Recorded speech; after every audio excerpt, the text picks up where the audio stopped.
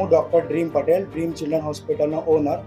ગઈકાલે જે ઘટના બની એમાં એવું થયું હતું કે એક પેશન્ટ રુદ્ર કરીને 2 થી 3 વર્ષનો છોકરો ઘરે ઉંદર મારવાની દવા ખાઈને અહીં આવ્યો હતો.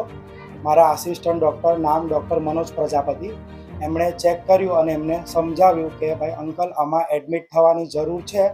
અમે ઉંદર મારવાની દવા ખાવાનું પોઈઝનવાળું કોઈ પણ પેશન્ટ આવે ત્યારે એને 24 થી 48 કલાક ઓબ્ઝર્વેશનમાં રાખતા હોઈએ છીએ. કોઈકવાર કોઈ પેશન્ટને તકલીફ પડે કે શ્વાસ લેવાની તકલીફ થાય, લીવર પર અસર થાય તો મોટી હોસ્પિટલ પણ મોકલવું પડી શકે અને આપણે ઓબ્ઝર્વેશનમાં રાખવું પડે. ત્યારે પેશન્ટે એવું કીધું કે હું દાખલ થવા નથી માંગતો અને ફાઇલ લઈને ચાલ્યા ગયા. મારા આસિસ્ટન્ટ ડૉક્ટર એકદમ શાંતિથી સમજાવ્યું કે ભાઈ જો આમાં એડમિટ થવું પડે અને ઓબ્ઝર્વેશનમાં આપણે રાખીએ અને કંઈ કોમ્પ્લિકેશન થાય તો જોતા રહેવું પડે. એ પેશન્ટ ત્યારે તો ચાલ્યું ગયું. 10-15 મિનિટ પછી થોડું આવ્યું અને આવીને અંદર દરવાજો ખોલીને મારા આસિસ્ટન્ટ ડૉક્ટરને જોરથી 10 થી 12 વાર તમાચા લાફા માર્યા. સ્ટાફ જોડે ગાળાગાળી કરી, સ્ટાફ જોડે જોરથી અભદ્ર ભાષામાં વાત કરી અને મારા આસિસ્ટન્ટ ડૉક્ટરને જોરથી 10 થી 12 લાફા માર્યા, જે તમે વિડીયોમાં જોઈ શકો છો, જેમાં એમની કોઈ જ પ્રકારની ભૂલ નથી. એ જ પેશન્ટ પાછું સાચી ચિલ્ડ્રન હોસ્પિટલમાં ગયું, ત્યાં પણ એને એડમિટ થવાની સલાહ આપી, ત્યાં પણ એ પેશન્ટ એડમિટ થયું નથી. અમે રાત્રે પાંડેસરા પોલીસ સ્ટેશન ગયા છે, તેમણે લેખિતમાં કમ્પ્લેન નોંધી છે.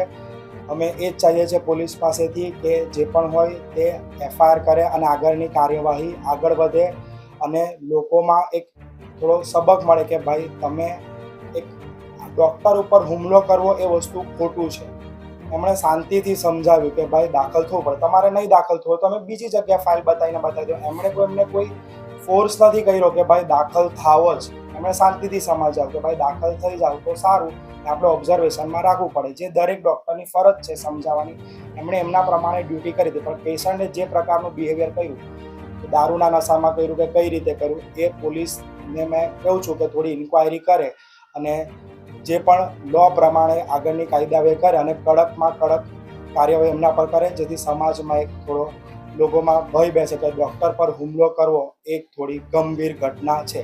અમે તમારા માટે બેઠીએ છીએ. એક ડૉક્ટર બનતો હોય છે, કેટલી મહેનત પછી બનતો હોય છે અને પોતાની બધી કુરબાની આપે છે. તમે સન્ડે મજા કરો છો, અમે સન્ડે હોઈએ છીએ, તમારા આપીએ છીએ, તમને શાંતિથી સમજાવે છે, બધું કરીએ છીએ, તેમ છતાં તમારે હુમલો કરવો એ વસ્તુની મેં નિંદા કરું છું અને હું એ જ ચાહું છું કે પોલીસ આગળની જે પણ કાર્યવાહી હોય તે નિયમ પ્રમાણે કરે.